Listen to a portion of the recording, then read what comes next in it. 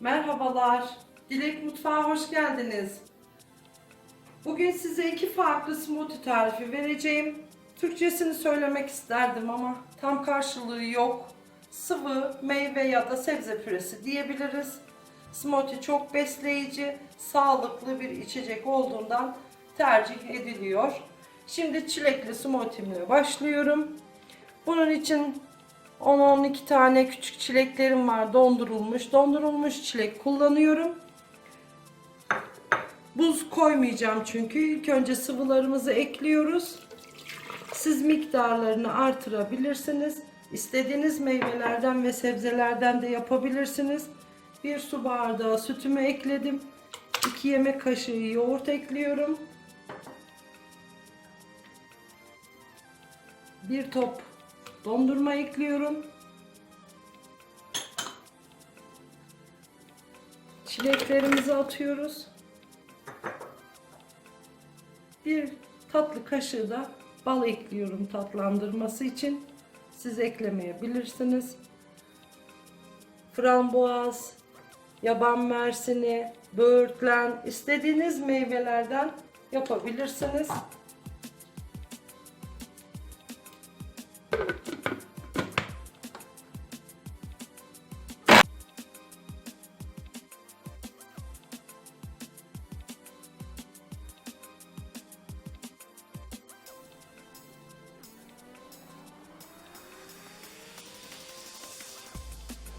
Smoothie'mizi 1 dakika kadar mikserde çırptık arkadaşlar. Şimdi hazır.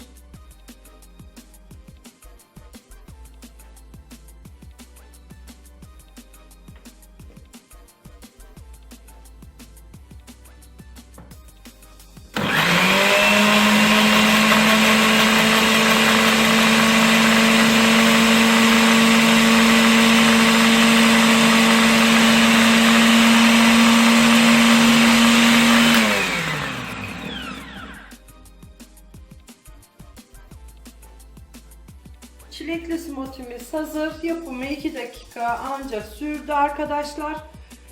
Ben 1 tatlı kaşığı bal kullandım. Siz biraz daha tatlı istiyorsanız 1 yemek kaşığı kullanabilirsiniz. Şimdi geçelim diğer smoothie'mizi yapmaya.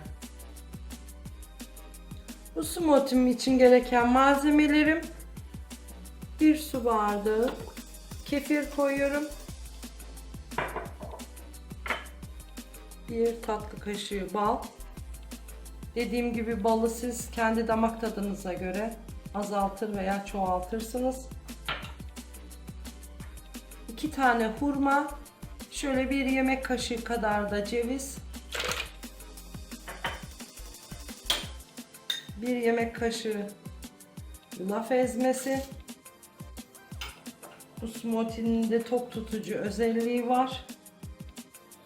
2 tane kayısı, çekirdeklerini aldım. Yarım muz. Ben dondurulmuş meyve kullandığım için hiç buz koymadım. Siz dondurulmuş meyveden yapmıyorsanız buz koyabilirsiniz.